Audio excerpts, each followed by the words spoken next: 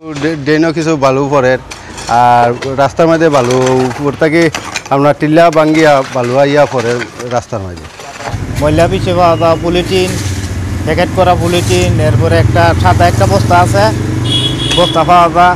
আরও উৎসাহ দেয় আমরা কামদার কাম দেখিয়া কিংবা মেয়রের কাম করার, কাউন্সিলরের কাম করার, সচিব আছে। সিলেট নগর জুড়ে সিটি কর্পোরেশনের পরিচ্ছন্ন কর্মীদের তৎপরতা লক্ষ্য করা যাচ্ছে বেশ কদিন থেকে। নগরী বাঁচাতে সাবেক ও বর্তমান দুই মেয়র ঐক্যবদ্ধ। সিলেটের রাজনীতিতে সম্প্রীতি যুগ যুগ ধরে অটুট ছিল, যা সর্বজন স্বীকৃত, কিন্তু মাঝে মধ্যে ব্যতিক্রম হয়ে উঠে যা কোনো মতেই কাম্য নয়। সামাজিক যোগাযোগ মাধ্যমে সাবেক ও বর্তমান মেয়রের কার্যক্রমকে স্বাগত জানাচ্ছেন নগরবাসী, কিন্তু শুধু কি মেয়র আর প্রকৌশলীদের পরিকল্পনায় নগর বাঁচানো সম্ভব? সিলেট সিটি কর্পোরেশনের ৮ নং ওয়ার্ড ঘুরে দেখা যায় ড্রেনের মধ্যে ময়লা আবর্জনার স্তূপ পড়ে আছে।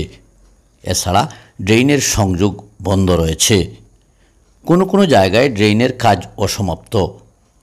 অপরিকল্পিত নগরায়নের ফলে টিলা সাবাড় করে নির্মাণ করা হচ্ছে বহুতল ভবন। যাকুটি টিলা বা পাহাড় আছে কৌশলে শাবল মেরে রাখা হয় রাতের আধারে, যা ভারী বৃষ্টিপাত হলে ধসে পড়ে। কোনো কোনো জায়গায় এসব টিলা বা পাহাড়ের বালি রাস্তায় বা ড্রেনে এসে ভর্তি হয়ে পানি নিষ্কাশনে বাধাগ্রস্ত করে। এছাড়া নগরবাসী ময়লা আবর্জনা ফেলছেন ড্রেনে, যার ফলে ড্রেনে পানি নিষ্কাশন হয় না। এই পানিগুলি চলে আসে রাস্তায়। নগরীতে ঘন ঘন বন্যার অন্যতম কারণ হচ্ছে নগরবাসীর অসচেতনতা। এছাড়া সড়া খাল নদী দখলে দূষণে সুন্দর নগরী আজ আবর্জনার স্তূপে পরিণত হচ্ছে। একসময় দিঘির শহর হিসাবে পরিচিত ছিল সিলেট নগরী। বেশ কটি বস্তির নামকরণ করা হয়েছে দিঘির নামে। দিঘিগুলি আজ বিলুপ্ত। প্রশস্ত সড়া খাল নদীনালা এক শ্রেণীর অসাধু ব্যবসায়ীদের দখলে।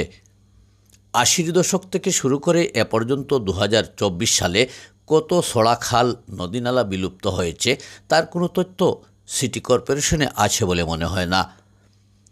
সিলেটের প্রথম আবাসিক এলাকা হাউজিং স্ট্রিট যখন পানিতে ভেসে যায়, সেখানে দুবলির হাওর উপশহর ১৩ রতন কাজলসা নিয়ে ভাবনার কি আছে? প্রকৃতির উপর জুলুম অত্যাচার চলছে প্রতিনিয়ত, তাই তো প্রকৃতি প্রতিশোধ নিচ্ছে বলছেন নগর বিশ্লেষকরা। সুন্দর নগরী গড়তে মেয়রের সাথে সহযোগিতা করতে হবে নগরবাসীকে, তাহলেই সুন্দর নগরী গড়া সম্ভব। সুন্দর নগরী গড়তে একযোগে কাজ করবে নগরবাসী। আগামী প্রজন্ম সুন্দরভাবে বসবাস করবে স্মার্ট সিটিতে, এমনটাই প্রত্যাশা সকলের। তৌফিকুর রহমান হাবিব, সত্যের সন্ধানে আমাদের পথ চলা।